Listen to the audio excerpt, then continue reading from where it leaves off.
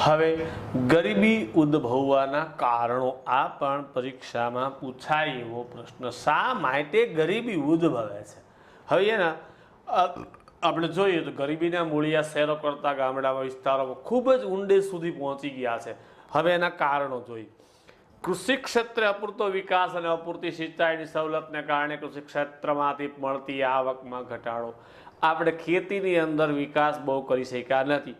આપણે દરેક ગામડે દરેક ખેતરમાં સિંચાઈની સગવડતાઓ ઊભી કરી શક્યા નથી, માટે આ ખેતીમાંથી આવકમાં ઘટાડો થયો, પહેલું કારણ છે. બીજું, ખેતી સિવાયના સમયમાં વૈકલ્પિક રોજગારની તકોનો અભાવ. ખેતી નથી ત્યારે વિકલ્પ કંઈ છે નહીં કે ભાઈ ચોમાસાના 4 મહિના ખેતીમાં આવક મળી, હવે 8 મહિના આપણા ગામની અંદર આ ફલાણી કે આપણા વિસ્તારમાં ફલાણી ફેક્ટરી એમાં કામ મળી રહેશે એવી વ્યવસ્થા નથી. ખેતી નથી તો પછી એને બેસવાનું છે 8 મહિના, એટલે વૈકલ્પિક રોજગારીના તકનો અભાવ. ગ્રામીણ ક્ષેત્રે અન્ય રોજગારીનું જરૂરી જ્ઞાન, શિક્ષણ, કૌશલ્ય, તાલીમનો અભાવ.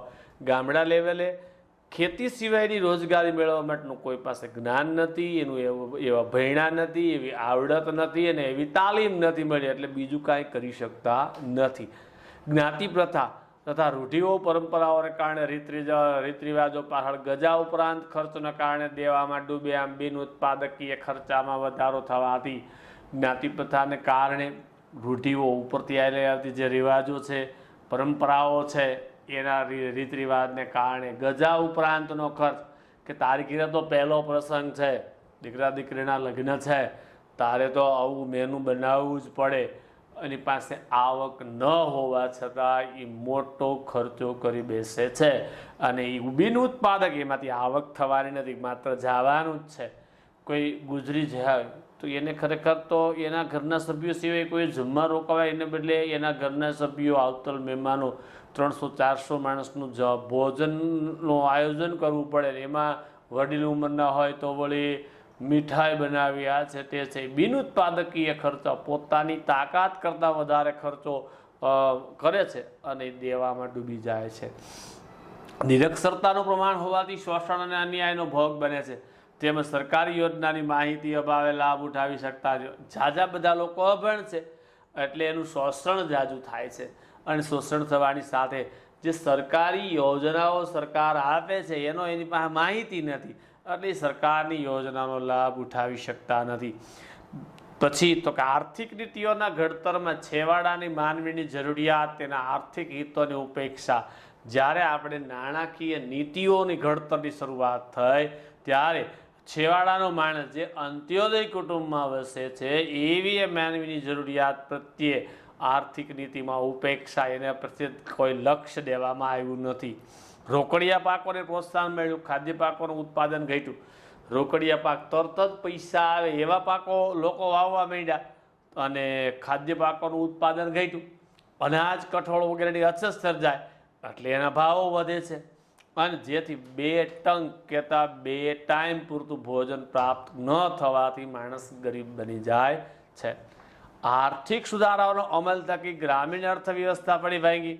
નાણાકીય સુધારાનો અમલ થયો એટલે ગામડાની જે અર્થવ્યવસ્થા, નાણાકીય વ્યવસ્થા હતા એ તૂટી પડી અને કુટીર અને લઘુ ઉદ્યોગો ખલાસ થતા સ્થળાંતર વધ્યું. ગામડાની અંદર જે કુટીર ઉદ્યોગો હતા, લઘુ ઉદ્યોગો હતા, એ ખલાસ થયા એટલે લોકો સિટી તરફ સ્થળાંતર કરવા માંડ્યા અને ખેતીની આવક ઘટવાથી લોકો સિટી તરફ ભાગ્યા. ગરીબો કુપોષણ અને વિવિધ રોગોનો શિકાર બને છે. ગરીબ લોકો છે એ કુપોષણને કારણે વિવિધ પ્રકારના રોગોનો એ ભોગ બને છે, બરાબર છે. અને એને કારણે આરોગ્ય વિષયક ખર્ચા, એ રોગથી બચવા માટે, એમાંથી સારવાર લેવા માટે ઘણા બધો ખર્ચ કરવો પડે છે અને એની આવક એટલી હોતી નથી. એટલે આવક સ્થિર જ રહી અને સારવાર, દવા પાછળના ખર્ચ વધવાથી એની આવક તો જેટલી આવે છે એટલી જ મળે છે. એ સિવાયની એને ખર્ચો સારવાર અને દવામાં વધારે કરવો પડે છે અને માટે એ ગરીબ બને છે.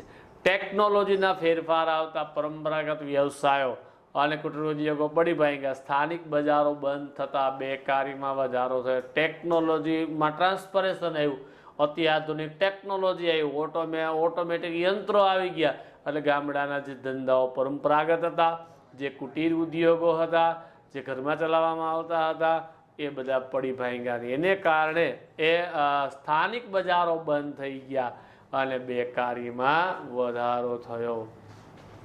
વસ્તી વૃદ્ધિનો દર વધ્યો. વસ્તી વૃદ્ધિ છે એનો દર વધારો થયો. મૃત્યુ દર, સારવારનો અતિ આધુનિકતા આવી એટલે મૃત્યુ દર ઘટ્યો.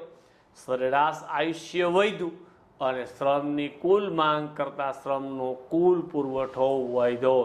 જેટલા માણસો આવશ્યક છે કામ કરવા માટે એના કરતાં વધારે માણસો કામ કરવા માટે તત્પર થયા, માટે બેકારી વધી. બીજી બાજુ તેની જીવન જરૂરિયાતની વસ્તુઓના માંગ સામે ઉત્પાદન ઘટતા ભાવ વધ્યા. હવે જે આ વસ્તી વધી છે એટલે જીવન જરૂરિયાતની વસ્તુઓની માંગ વધે છે. માંગ વધે છે પણ ઉત્પાદન થતું નથી, માટે ભાવ પણ વધ્યા. એટલે ખરીદ શક્તિમાં ઘટાડો થયો. વધારે ભાવવાળી વસ્તુ છે એની પાસે આવક ન હોવાથી ખરીદી શકતા નથી, એટલે ખરીદ શક્તિમાં ઘટાડો થયો અને એને કારણે જીવન ધોરણ કથળિયું કહેતા બગડ્યું અને ગરીબાઈમાં વધારો થયો. બરાબર છે. હવે ગરીબી નિવારણ વ્યૂહ રચના. હવે ગરીબી આપણે અહીં સુધી ગરીબી કેમ આવે છે જોયું, એને હવે અટકાવવા માટે, નિવારણ કરવા માટે વ્યૂહ રચના. વ્યૂહ એટલે એંગલ. ગરીબીનું વિષચક્ર ભારતમાં પકડ જમાવી રહ્યું છે. તે માટે મુખ્ય કારણોની સંક્ષિપ્તમાં સમજ મેળવીએ. તેના આધારે ગરીબી ઘટાડવાના કેટલાક પ્રકારની વ્યૂહરચના અપનાવી જોઈએ તે સમજવું સરળ થઈ પડશે. અત્યાર સુધી 11મી પંચવર્ષીય યોજના પૂરી થઈ ગઈ. જ્યારે ચોપડી છપાણી ત્યાં સુધીમાં ભારતીય અર્થતંત્રના વિકાસની રણનીતિમાં અનેક કાર્ય યોજના ગ્રામીણ ક્ષેત્રમાં કરવામાં આવેલી ઉપેક્ષા મુખ્યત્વે જવાબદાર છે. 11મી પંચવર્ષીય યોજના પૂરી થઈ ગઈ અને છતાંય આપણે વિકાસ કરી શક્યા નથી, કારણ કે એની કાર્ય યોજનાઓ હતા. આ કાર્ય યોજનાની અંદર ગામડાની ઉપેક્ષા, ગામડા પ્રત્યે દુર્લક્ષ સેવામાં આવ્યું. ભારતીય અર્થતંત્રનું સુવર્ણ શિખર ભલે શહેરોમાં હોય, આપણી નાણાકીય જોગવાઈનું સોનાનું શિખર શહેરોમાં ભલે હોય, પરંતુ એના મૂળિયા ગામડામાં છે. એટલે જો ગામડું સમૃદ્ધ થાય તો જ સિટી સમૃદ્ધ થાય. ગામડું જ ભારતીય અર્થતંત્રનું હૃદય છે, કારણ કે ગામડું ધબકે છે તો જ આગળ વધે છે. તે ધબકતું અને સમૃદ્ધ રાખવા માટે અંદાજપત્રમાંથી મોટો હિસ્સો ગ્રામોદ્ધાર પર ખર્ચાવો જોઈતો હતો. આપણું જે બજેટ હતું એમાં મોટાભાગનો ખર્ચો આપણો ગ્રામોદ્ધાર, ગામડાનો ઉદ્ધાર કરવા પર ખર્ચાવો જોઈતો હતો. ભારતનો સાચો આર્થિક વિકાસ, સામાજિક વિકાસ અને સાંસ્કૃતિક વિકાસ ગામડાઓના વિકાસ દ્વારા શક્ય છે. જો આપણે નાણાકીય રીતે, સમાજની રીતે, સંસ્કૃતિની દ્રષ્ટિએ આગળ વધવું હોય તો પહેલા ગામડાઓનો વિકાસ કરવો પડે. તેથી હવે વર્તમાન સરકારે ગ્રામોદયથી ભારત ઉદય એવા કાર્યક્રમ દ્વારા ગ્રામોદ્ધાર થકી દેશોદ્ધાર, ગામડાનો ઉદ્ધાર થવાથી દેશનો ઉદ્ધાર થઈ શકે એના મૂળ વિચારને અમલમાં મૂકી કેન્દ્ર અને રાજ્ય સરકારોએ ગરીબી નિર્મૂલન માટે ગ્રામીણ ક્ષેત્રે માળખાગત સુવિધાઓ, કેન્દ્ર સરકાર, રાજ્ય સરકારે ગામડાઓમાં ગરીબીને દૂર કરવા માટે માળખાગત સુવિધાઓ, રોડ, રસ્તા, રેલવે, બરાબર છે, સંદેશા વ્યવહાર, આ બધી માળખાગત સુવિધાઓ છે. પાણી, બરાબર છે, એની સુવિધાઓ વધારો કર્યો. કૃષિ ક્ષેત્રે વિકાસ કર્યો. ગૃહ ઉદ્યોગ અને કુટીર ઉદ્યોગ ને લઘુ ઉદ્યોગના વિકાસ પર સવિશેષ ભાર મૂક્યો. ઘરમાં ચલાવવામાં ઉદ્યોગો જે છે એના માટે વધારે મહત્વ આપ્યું. નવી નવી યોજનાઓ, કાર્યક્રમો અમલમાં મૂક્યા. એના દ્વારા રોજગારીની તકો સર્જાશે. આવા નાના નાના ઉદ્યોગોમાં લોકો રોજગાર મળી રહેશે, પરિણામે આવક વધશે અને ગરીબી ઘટશે. હવે એના આપણે કાર્યક્રમો જોઈએ તો પહેલું છે આઝાદી પછીના વર્ષોમાં આયોજનમાં ગરીબી હટાવોનું સૂત્ર સાથે સરકારે મોટા પાયાના ભારે અને ચાવીરૂપ ઉદ્યોગોનો વિકાસ વિશેષ જોક આપ્યો હતો. આપણે આઝાદ થયા પછી ગરીબી હટાવોનું જે સૂત્ર આપ્યું હતું એમાં સરકારે શું કર્યું, મોટા પાયા ઉપરના ભારે વજનદાર જે કરોડો રૂપિયાને ખર્ચે કરવામાં આવે છે અને દેશ માટે અતિ જરૂરી છે એવા ચાવીરૂપ ઉદ્યોગોનો વિકાસમાં વધારે જોકો એટલે મહત્વ, તેના વિકાસ માટે અનેક પ્રોત્સાહનો આપ્યા અને જેથી શહેરો વિકસે અને બીજી બાજુ ગ્રામીણ ક્ષેત્રે હરિયાળી ક્રાંતિના સાથે લક્ષ્ય સાથે જમીનદાર સુધારા કાર્યક્રમો અમલમાં પૈકી ખેતી ક્ષેત્રે વિકાસ સાધી દેશના ઉત્પાદકમાં વધારો થશે અને રોજગારીની તકોનું વર્જન થશે. રોજગારી વધશે તેવી આવક વધતા હવે જો શું થયું તો કે આ લોકોએ ગામડાની અંદર હરિયાળી ક્રાંતિનું લક્ષ્ય સાધ્યું, જમીન સુધારણાનું લક્ષ્ય સાધ્યું, એ કાર્યક્રમ અમલ થશે અને મોટા ઉદ્યોગો શરૂ થશે તો રોજગારીનું તકનું સર્જન થશે અને રોજગારી વધશે એટલે આવક વધશે, ગરીબોની સ્થિતિ સુધરશે, આવક વધતા ગરીબો ઘટશે અને ઉદ્યોગોના વિકાસમાંથી ઉદ્યોગોના માલિકોને મળતા આર્થિક લાભો, ઉદ્યોગો માલિકો અને ધનિક ખેડૂતો કે જમીનદારો જેવા ધનિક વર્ગોને મળતી આવકનો વધારો લાભ ક્રમશઃ ગરીબ સુધી વિસ્તરશે, એવી ગરીબોની સંખ્યા ઘટશે. બરાબર છે. પણ આ વ્યૂહાત્મક આશાવાદ ઠગારોની વડીઓ સરકારને એવું વિચાર્યું હતું કે આ ઉદ્યોગોનો વિકાસમાંથી ઉદ્યોગોના માલિકને મળતા આર્થિક લાભો, ઉદ્યોગોના માલિકોને જે નાણાકીય લાભો મળશે, ધનિક ખેડૂતો, પૈસાદાર ખેડૂતો અને જમીનદારો જેની પાસે 1000 વીઘા જમીન છે એવા જમીનદારો, ધનિક વર્ગ એટલે પૈસાદાર વર્ગ, એને જે આવક મળશે એ ક્રમશઃ ધીમે ધીમે ગરીબો સુધી વિસ્તાર પામશે અને ગરીબીની સંખ્યામાં ઘટશે, એવો એને આશાવાદ હતો, એવી એને આશા હતી. પણ એ ઠગારો નીકળ્યો, એ છેતરામણો નીકળ્યો, એવું કશું થઈ શક્યું નહીં. દેશમાં આર્થિક વિકાસની ગતિ ધીમી રહી. મંદ આર્થિક વિકાસ સાથે આવકની અન્યાયી અસમાન વહેંચણી થતા આવક અને સંપત્તિનું કેન્દ્રીકરણ સમાજના ટોચના અમુક ધનિકોનો હાથમાં રહ્યું. હવે આ આવક છે એ એક બાજુ મંદ આર્થિક નાણાકીય વિકાસ મંદ ધીમો પડ્યો અને અન્યાયી વહેંચણી, આવકની અન્યાય, પૈસાદાર રોજ પૈસાદાર થતો ગયો અને ગરીબ રોજ ગરીબ બનતો ગયો. એનું પરિણામ શું આવ્યું? આવક અને સંપત્તિનું કેન્દ્રીકરણ, એક વ્યક્તિના હાથમાં પૈસા ખેંચાવા લાગ્યા એટલે ટોચના ધનિકો હતા એની પાસે પૈસો કેન્દ્રિત થવા લાગ્યા. આમ આર્થિક વિકાસનો લાભ, આપણે નાણાકીય વિકાસ કર્યો, વિસ્તરણ, ગરીબો સ્થિતિમાં કોઈ સુધારો થયો નહીં. આવકની સમાન વહેંચણી, ધનિકો વધારે ધનિક, પૈસાદાર વધારે પૈસાદાર બન્યો અને ગરીબ વધારે ગરીબ બન્યો. આમાં કોઈ ફેરફાર થઈ શક્યો નહીં. હવે સરકારે આવકની અસમાનતા દૂર કરવા માટે કરવેરાની નીતિમાં ગરીબોના જીવન જરૂરિયાતની વસ્તુઓ મળી રહે, એવું ઉત્પાદન વધે તેવા હેતુથી ધનિકોને વપરાશી ચીજ વસ્તુ કે સેવાના મોજશોખ કે ભોગવિલાસની ચીજ વસ્તુઓ અને સેવા પર તથા તેઓની આવક પર ઊંચા દરે કરવેરા લાદ્યા એટલે નાખ્યા. ગરીબોની જીવન જરૂરિયાત વસ્તુ સહેલાઈથી મળે એટલે સરકારે શું કર્યું તો કે ધનિક એટલે પૈસાદાર લોકો જે વસ્તુ વાપરે છે, જે મોજ શોખની ભોગ આનંદ પ્રમોદની વસ્તુઓ વાપરે છે, એની અંદર એણે ઊંચા દરે કરવેરા નાખ્યા. તેની સાથે ગરીબોની ચીજ વસ્તુઓ પાછળ વપરાશી ખર્ચ વધી ન જાય, આવકનો મોટો હિસ્સો જીવનની પાયાની જરૂરિયાત સંતોષવામાં ખર્ચાઈ ન જાય, કાળજી રાખવામાં આવી અને એવી જીવન જરૂરિયાતની વસ્તુઓ જાહેર વિતરણ પ્રણાલી PDS, પંડિત દીનદયાળ શોપ એટલે વાજબી ભાવની દુકાનો FPSS દ્વારા નિયત જથ્થામાં રાહત દરે ઘર આંગણે પૂરી પાડતી અને તેને જીવન ધોરણ ઊંચું લાવવાનો વ્યૂહ અપનાવ્યો. સરકારે ઊંચા દરે કરવેરા, તમે AC લેવા જાઓ તો એનો ટેક્સ વધારે હોય છે, ગવર્મેન્ટ એની માટે ઊંચો ટેક્સ નાખે છે. ફોર વ્હીલ લેવા જાઓ તો એની માટે ગવર્મેન્ટ ઊંચો ટેક્સ નાખે છે. બરાબર છે.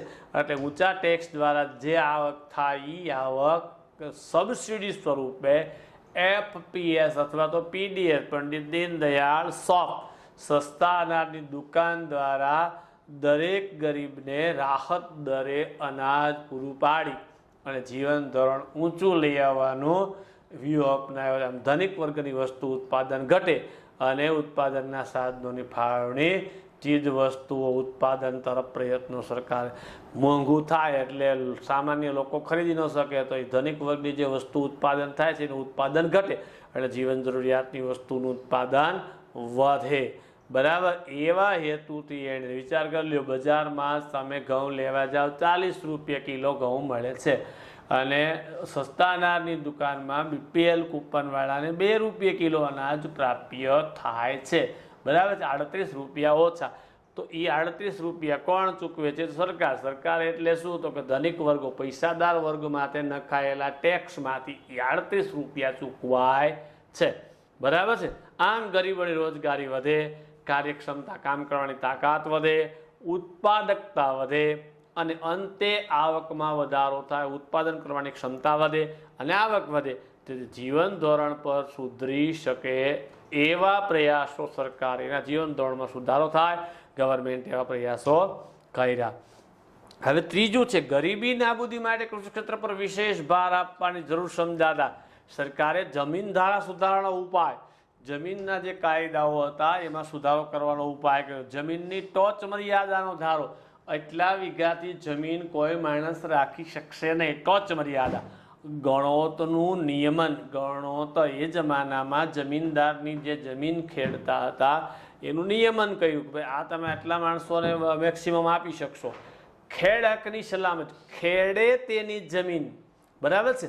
ખેડે તેની જમીન એટલે શું? એક જમીનદાર પાસેથી એક પરિવાર 20 વીઘા જમીન ખેડીને આવક મેળવે છે તો 20 વીઘામાંથી 50% હિસ્સો જમીનદારને, 50% હિસ્સો આ ભાઈને મળે છે. 50% ખરેખર તો ખર્ચ બાદ થયા પછી મળવો જોઈએ, પરંતુ અહીંયા એવું નહોતું. ઉત્પાદનના 50% લઈ જતો, ખર્ચ બધું ખેડૂત માટે હતું. એટલે ગવર્મેન્ટે આ ધ્યાને રાખી ખેડે હકની સલામતી, ખેડે તેની જમીન, આ 20 વીઘા જમીન જે ભાઈ ખેડે છે એ માલિક એનો બની ગયો, બરાબર છે. આમ કાયદાઓ ગ્રામીણ ક્ષેત્રે ધનિક ક્ષેત્રો જમીનદારોની આવકમાં ઘટાડો કરી જમીન વગરના ખેત મજૂરો ગણોતિયાની આવકમાં વધારો થાય એ રીતે ગરીબોની સ્થિતિમાં સુધારો લાવવાનો વ્યૂહ અપનાવ્યો. આના દ્વારા જે જમીન વગરના મજદૂર લોકો છે એની આવકમાં વધારો કરી શકાય, એને સુધારો લાવવાનો પ્રયત્ન અપનાવ્યો છે.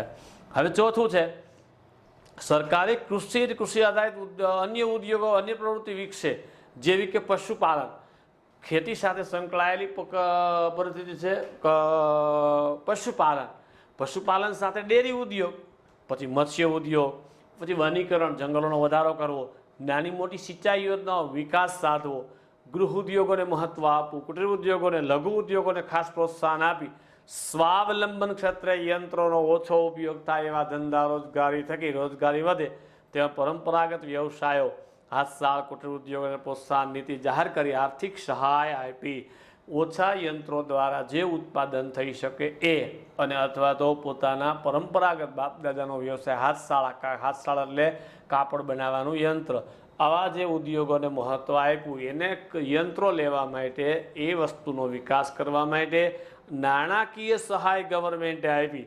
કેટલાક ગૃહ ઉદ્યોગોને કાયદાથી અનામત રાખ્યા જેથી ગ્રામીણ ક્ષેત્રે રોજગારની આર્થિક તકોનું સર્જન થયું. અમુક ગૃહ ઉદ્યોગો છે કાયદા દ્વારા અનામત રાખવામાં આવ્યા કે આ ગૃહ ઉદ્યોગમાં બનતી વસ્તુ તમે મોટા કારખાનામાં બનાવી શકશો નહીં, જેથી નાના ગૃહ ઉદ્યોગમાં જ બની શકે અને એ લોકોની રોજગારીને નાણાકીય સર્જન થઈ શકે, બરાબર.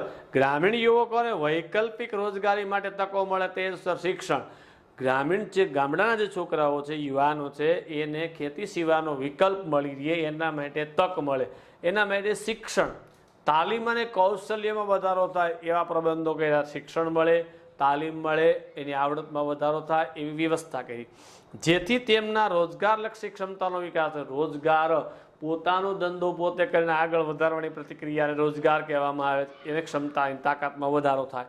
રોજગારીમાં નવા ક્ષેત્રો ખોલ્યા જેથી આવક વધી અને પરિણામે તેની સ્થિતિમાં સુધારો લાવવાની વિરુદ્ધના અને કલ્યાણકારી સ્વરોજગારના કાર્યક્રમો સરકાર અમલમાં મૂક્યા. આવા રોજગારના નવા ક્ષેત્રો ખોલ્યા અને એને કારણે આવકમાં વધારો થયો. હવે આવકમાં વધારો થયો એટલે આ સ્થિતિમાં સુધારો લાવવા માટે ગવર્મેન્ટે એવી વ્યૂહરચના, કલ્યાણકારી સ્વરોજગારી, પોતાનો ઉદ્યોગ પોતે કરે એને સ્વરોજગારીના કાર્યક્રમો સરકારે અમલમાં મૂક્યા.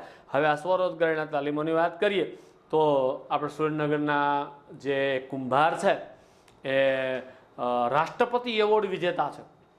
એને એવી તાવડી બનાવી કે તાવડીની અંદર થેપલા પણ થાય ને પુડલા પણ થાય, બરાબર, ઢોસો પણ થાય. આવું સરસ મજાનું એને આયોજન કર્યું, સ્વરોજગારીનો વિકાસ કર્યો અને એને પોતાની આવડત દ્વારા ઘણું બધું મેળવી લીધું છે, બરાબર છે. આમ એ આવી સ્વરોજગારીમાં લોકોને હવે આજે આવા લોકોને જે કુંભાર લોકો છે એ જો હાથે માટલું બનાવે તો હાથે ચાકડા માથે માટલું બનાવે તો આખા દિવસના 10 કે 15 માટલા બની શકે, બરાબર. એને યાંત્રિક ચાકડો આપ્યો એટલે આખા દિવસમાં 50 માટલા બનાવી શકે એવી એને પ્રગતિ કરવાનો પ્રોત્સાહન આપ્યું સરકારે. હવે સરકારે ગ્રામીણ ક્ષેત્રે શિક્ષણ, સ્વાસ્થ્ય, વસવાટ, ગરીબોને આવા મકાનો આપીને, બરાબર છે, પછી રોજગારી, કામ ધંધો આપી. કુટુંબ નિયોજન, પોતાની આવકની સાપેક્ષે કુટુંબની સંખ્યા કરવા નિયત કરવી અને કુટુંબ નિયોજન કહેવાય. સંદેશા વ્યવહાર, આંતર સુવિધાયુક્ત માળખાઓમાં સુધારો કર્યો. સિંચાઈ, સડક, પાક સંરક્ષણ, સિંચાઈ સારી ઉપલબ્ધ થાય, પાક રક્ષણ થાય. કૌશલ્ય અને તાલીમ બરાબર ક્ષેત્રે ખેતી ક્ષેત્રમાં સુધારો કર્યો. આના માટે તાલીમ વર્ગો ખોલ્યા અને ખેતી ક્ષેત્રમાં સુધારો કરવા પ્રયત્ન કર્યા. પાકની વિવિધ જાતો વિકસાવી, નવા નવા સંશોધનો દ્વારા નવા નવા પ્રકારના પાકોની જાતો વિકસાવી. બિયારણ નવા નવા પ્રકારના શોધખોળ કરી. ખાતર અતિ આધુનિક પ્રકારના શોધખોળ થઈ. બરાબર છે. ટ્રેક્ટરની સુવિધાઓ, સસ્તી બેંક લોન, ટ્રેક્ટર મેળવવા માટે સસ્તી બેંક લોન મળી રહે એવા ધિરાણો ઉપલબ્ધ કરાવી. ગ્રામોદ્ધારના અનેકવિધ મહત્વાકાંક્ષાઓ પગલાં ગામડાનો ઉદ્ધાર કરવા માટે આવા મહત્વના પગલાં. લોન દ્વારા ટ્રેક્ટર ખરીદ, નકર એટલું મોટું નાનો ખેડૂતો એટલું મોટું રોકાણ કરી શકે નહીં, પણ ગવર્મેન્ટ એને નાના હપ્તાવાળી લોન આપી અને એને ટ્રેક્ટર ખરીદવામાં મદદ કરે છે. બરાબર છે. આવા મહત્વાકાંક્ષી પગલાં ભર્યા. ઘર આંગણે યુવકો માટે રોજગારીના ક્ષેત્રો ખોલ્યા, જેથી જાહેર શહેર તરફનું સ્થળાંતર ઘટે. ગામડાની અંદર જ રોજગારી મળી રહે એવા નાના નાના ગૃહ ઉદ્યોગો અને લઘુ ઉદ્યોગો ગામડામાં શરૂ કર્યા, જેથી એને આવક ન્યા મળી તો એ શહેર તરફ ભાગશે નહીં. શહેરો પર વસ્તીનું ભારણ ઘટે. જો ગામડામાંથી શહેર તરફ નહીં જાય તો શહેરની વસ્તી વધશે નહીં, એટલે ભારણ વધશે નહીં.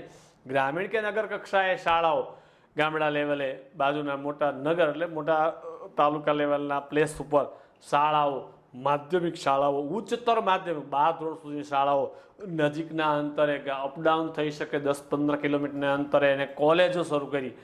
ટેકનિકલ અને વ્યવસાયલક્ષી અભ્યાસક્રમો, ટેકનોલોજી વાળો એટલે કે જે આ બધા ટેકનિકલ અભ્યાસ એન્જિનિયરિંગ લાઈનને જે લગતા છે, ટર્નિંગ ને ફિટિંગ, મોલ્ડરિંગ ને આવા પ્રકારના વ્યવસાયલક્ષી અભ્યાસક્રમો, જે ભણતા કે ભણ્યા પછી તરત જ કમાઈ શકે એવા વ્યવસાયો, ઇલેક્ટ્રોનિક ક્ષેત્રે, એકાઉન્ટન્સી ક્ષેત્રે વ્યવસાયલક્ષી અભ્યાસક્રમો શરૂ કર્યા. તાલીમ કેન્દ્રોની સુવિધાઓ, આવા તાલીમ મળે એના માટે તાલીમ કેન્દ્રીઓ, તાલીમ નજીકના કેન્દ્રો ઊભા કર્યા. યુવક યુવતીઓને ઉચ્ચ શિક્ષણ પૂરું કરે ત્યાં સુધી આર્થિક સહાય, સ્કોલરશીપ, આવા છોકરા છોકરી ઉચ્ચ પ્રકારનો અભ્યાસ મેળવી શકે એના માટે આર્થિક સહાય, સ્કોલરશીપ આપવી. ફીમાં માફીની સુવિધા કરવી. આશ્રમ શાળાઓ, ત્યાં રહી ભણીને ટ્યુશન મેળવીને આગળ વધી શકે. કન્યા કલ્યાણ માટે આર્થિક સહાય, દીકરીને ભણવા માટે નાણાકીય સહાયને પ્રોત્સાહન આવ્યું. આવા અનેક પગલાઓ ભર્યા. મહિલા સશક્તિકરણના પ્રયાસ રૂપે મહિલાઓને આર્થિક રીતે પગભગ કરવા, સ્વરોજગારી ઊભી કરવાના વિવિધ નક્કર પ્રયાસો.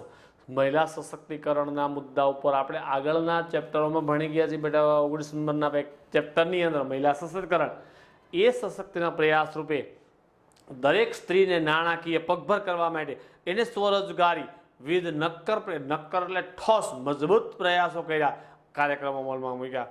આમ સરકાર ગરીબીના રાક્ષસને નાથવા માટે વ્યૂહાત્મક અનેક એંગલથી ક્રમબદ્ધ રીતે એક પછી સ્ટેપ બાય સ્ટેપ નક્કર ઠોસ પગલાઓ ભરી રહી છે. આ પગલાઓમાં અમલ થવા છતાં અર્થતંત્રમાં ઊંડે ઘર કરી ગયેલી ગરીબીની સમસ્યાને જળમૂળથી ઉખાડીને ફેંકી દેવાના સ્વપ્નને સાકાર કરવા માટે વિશ્વ બેંકે 2030 સુધીમાં વિશ્વ બેંકમાંથી ગરીબીનું નિર્મૂલન કરવાનો વિઝન રૂપે મિશન, આપણું એક એવું મિશન છે, પૂર્ણ કરવા માટે ભારતે હજી ઘણી મંજિલ મક્કમ પગલે કાપવાની છે. 2030 સુધીમાં આપણે આ ટાર્ગેટે પહોંચવા માટે આપણે ઘણું બધું મક્કમ રીતે પગલાઓ ભરવાનું છે.